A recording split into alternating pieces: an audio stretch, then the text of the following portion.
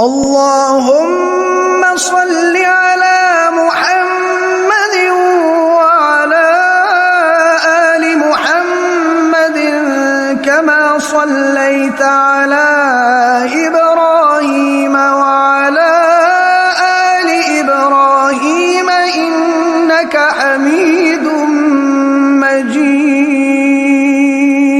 اللهم بارك على محمد وعلى آل محمد كما باركت على إبراهيم وعلى آل إبراهيم إنك حميد مجيد.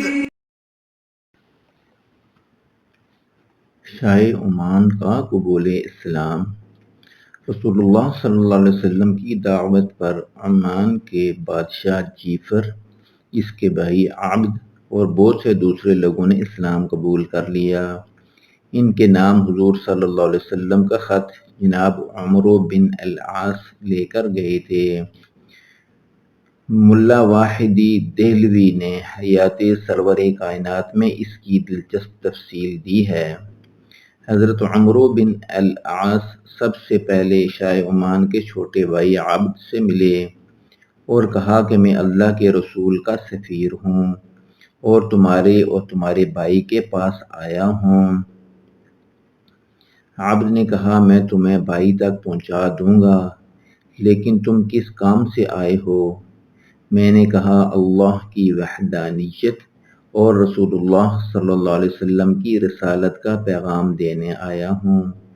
عبد نے کہا عمرو تو قوم کا سردار کا بیٹا ہے، یہ تو بتا اس پیغام کو تیرے باپ نے بھی مانا ہے؟ ہم تیرے باپ کو عمل کا نمونہ بنائیں گے. میں نے کہا میرا باپ تو مر گیا، کاش وہ ایمان لاتا.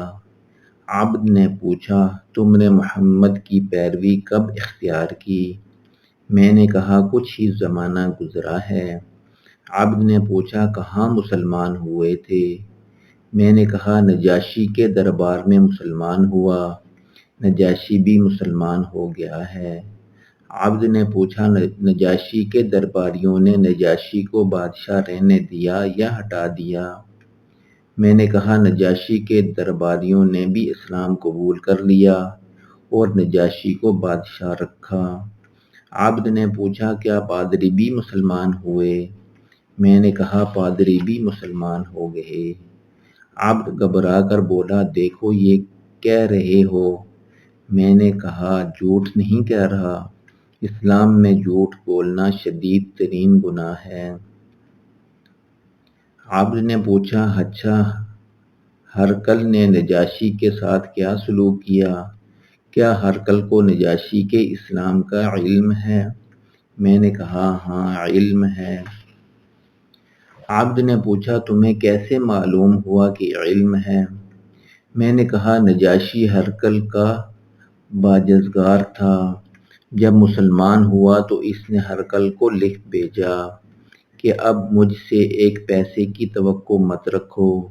ہرقل کے بھائی نباق نے ہرقل کو بھڑکایا کہ نجاشی تیرا ماتحت ہے، اس کی یہ جرت کہ تیرے دین سے منحرف ہو جائے اور تجھے خراج دینے سے انکار کر دے. ہرقل نے کہا مجھے اپنی بادشاہی کا خیال نہ ہوتا تو میں بھی یہ کرتا جو نجاشی نے کیا ہے. عبد نے پھر کہا عمرو کیا کہہ رہے ہو؟ میں نے کہا واللہ سچ کہہ رہا ہوں. عبد نے کہا اچھا یہ بتاؤ تمہارے پیشوا تمہیں کن کن باتوں کا حکم دیتے ہیں اور کن کن سے روکتے ہیں؟ میں نے کہا وہ اللہ کی اطاعت اور فرما برداری کی تلقین فرماتے ہیں اور بتوں اور صلیب کی پرستش سے روکتے ہیں.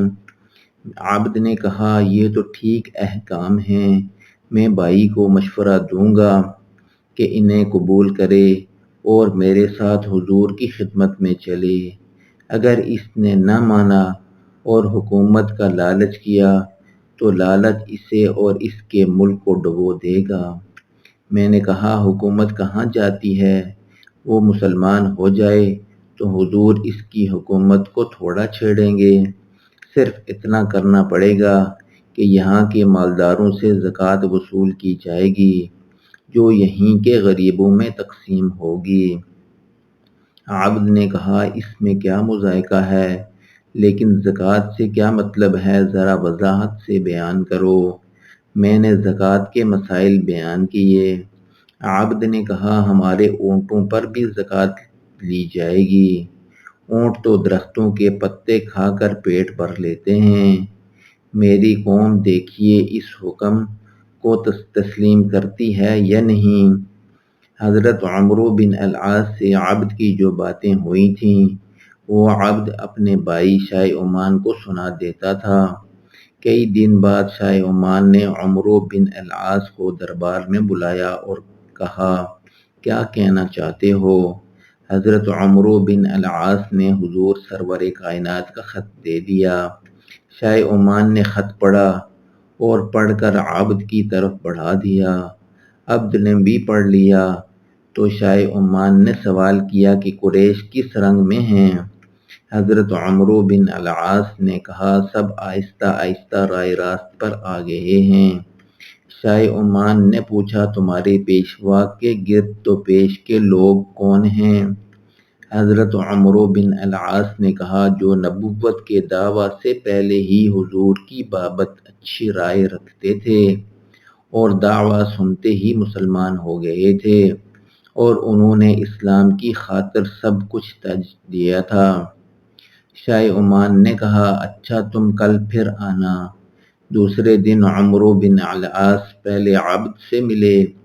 عبد نے کہا حکومت کو ٹھیس نہ پہنچے تو بادشاہ غالباً اسلام قبول کر لے گا۔